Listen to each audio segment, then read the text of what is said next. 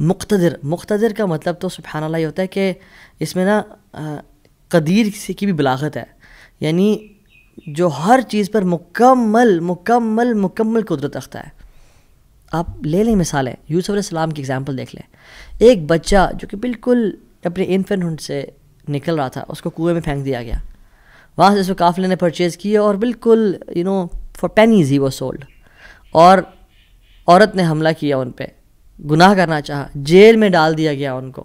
ٹھیک ہے، وہ شخص جو کنویں میں پھینکا گیا، جو جیل میں ڈالا گیا، جو اتنا بے بس کہ نہ باپ نہ ماں نہ بھائی، بالکل مصر میں ان نون اسٹرینجر، اور وہ جیل میں بھی ہو، نو کانٹیکٹس نو پی آر، کیا بنے گا اس کا؟ القدیر نے، المقتدر نے اس کو وہاں سے اٹھا کے ایجپٹ کے تخت پہ بٹھا دیا.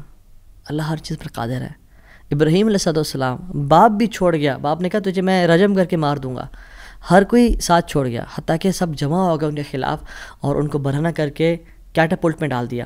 اور وہاں سے جب آگ میں ڈالنے لگے تو کیا پڑھا ابراہیم نے؟ حسبی اللہ و نعم الوکیل، مجھے اللہ کافی ہے. اور کیا ہی وہ نعم الوکیل، کیا بہترین دوست ہے، کیا بہترین کارساز ہے وہ.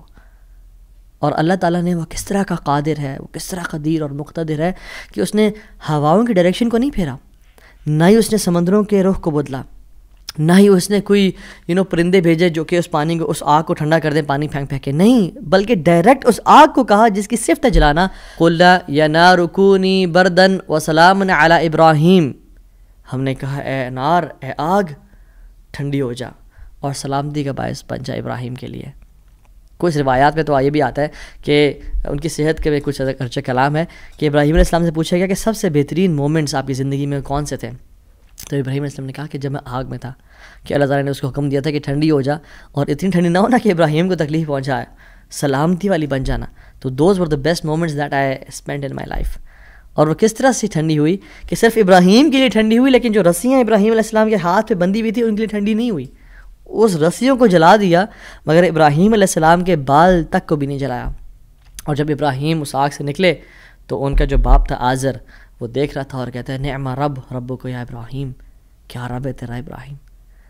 یعنی ایک کافر کو ایک مشرک کو تو یقین آ گیا کہ کیا رب ہے ابراہیم کا. ہم نے 50-60 سال زندگی گزار لی لائف کے، کچھ نے مجھ جیسے نے تو 20-30 سال گزارے زندگی کے. ہمیں ابھی تک رب کی قدرت پہ یقین نہیں آیا، ہمیں ابھی تک آنیسٹلی اللہ تعالیٰ کے مکمل قادر ہونے پہ یقین نہیں آیا. تیسرے پارے میں ایک شخص کا ذکر آتا ہے قرآن میں کہ ایک شخص گزر رہا تھا اور ایک قریہ سے، ایک بستی سے گزرا، ویلیج تھا، اور وہ بالکل یعنی آپ سمجھ لیں رونز تھا، وہ بالکل کھنڈرات بن چکا تھا. تو ان کے ذہن میں ایسی خیال آیا، ہو ول ریز دیم اپ، کون کھڑا کرے گا انہیں دوبارہ. ابن کثیر اور باقی لکھتے ہیں کہ وہ عزیر علیہ السلام تھے. خیر نیورتھلیس اللہ تعالیٰ نے ان کو موت دے دی، اور موت دینے کے بعد جب اٹھایا تو کہا کہ کتنا عرصہ تم پڑے رہے ہو اس جگہ پہ؟ تو کہا کہ دن کا کچھ حصہ. اللہ تعالیٰ نے کہا کہ تم 100 سال مردہ رہے ہو یہاں پہ. اور ان کا جو حمار تھا، جو گدھا تھا، وہ پیرش ہو گیا، اس کو یعنی کھا گئے کیڑے مکوڑے، مٹی نے اس کو ڈیکمپوز کر دیا. لیکن جو ان کا کھانا تھا، اللہ اکبر کیسا قادر ہے اللہ تعالیٰ. فانظر الی طعامک وشرابک لم یتسنہ، اپنے کھانے کو دیکھو اور اپنے پینے کو دیکھو، اس کو کسی نے چھوا بھی نہیں ہے. کھانا ہم باہر سے آرڈر کرتے ہیں، کچھ کھا لیں تو فریج میں نہ رکھیں، اور ایک دن گزر جائے تو وہ باسی ہو جاتا ہے، خراب ہو جاتا ہے. ایک دن کھانا برداشت نہیں کر سکتا، لیکن 100 years گزر گئے، کھانے کو کسی نے چھوا بھی نہیں. اور جو حمار تھا، جو گدھا تھا ان کا، وہ بالکل پیرش کر گیا اور ڈیکمپوز ہو گیا. اور عزیر علیہ السلام کے نظروں کے سامنے اللہ نے اس کو دوبارہ کھڑا کر دیا.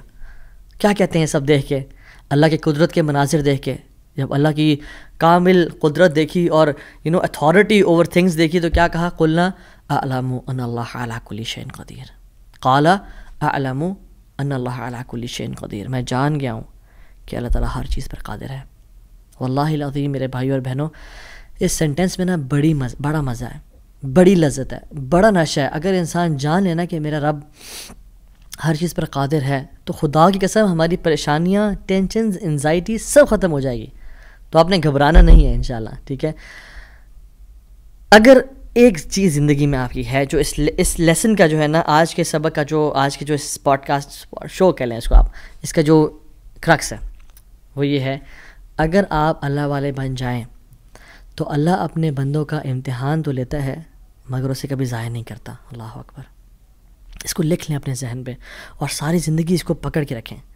اگر آپ اللہ والے بن جائیں تو اللہ سبحانہ و تعالیٰ اپنے بندوں کا امتحان تو لیتا ہے کہ میرا بندہ سچا ہے یا نہیں، میرا ہے یا نہیں، لیکن خدا کی قسم کبھی ضائع نہیں کرتا.